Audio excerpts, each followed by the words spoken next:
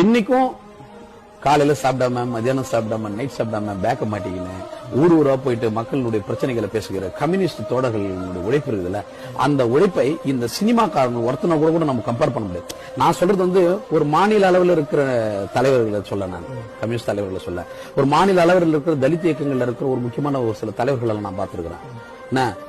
திராவிட இயக்கங்கள் இருக்கிற பெரியாரிஸ்டுகளை நான் பார்த்திருக்கிறேன். அந்த தலைவர்கள் நம்ம வேணாம். சாதாரண அந்த அமைப்புகள்ல இருக்கிற ஒரு கடைநிலை மக்களுக்கு விடுதலைக்காக போராடுகின்றவனுடைய உழைப்பு இருக்குது இல்ல, அந்த உழைப்பை கூட நீங்க ஒரு சினிமாக்காரங்கிட்ட நீங்க பார்க்க முடியும்.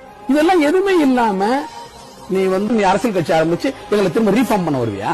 அப்ப காலகாலமாக என் கூட வாழ்ந்துட்டு இருந்து எனக்காக ரேஷன் கார்டுக்காகவும் என்னுடைய குடிநீருக்காகவும் என்னுடைய போக்குவரத்துக்காக போராடின கம்யூனிஸ்டுகள், என் ஜாதி ஒழிப்புக்காக போராடின அம்பேத்கர் அமைப்புகள், நான் மூட நம்பிக்கையிலிருந்து என்னை விடுதலை பெறுவதற்காக எனக்கு உழைச்ச பெரியாரிஸ்டுகள், அப்ப இவங்களுடைய உழைப்பெல்லாம் நான் எங்க இருந்து போடுறது?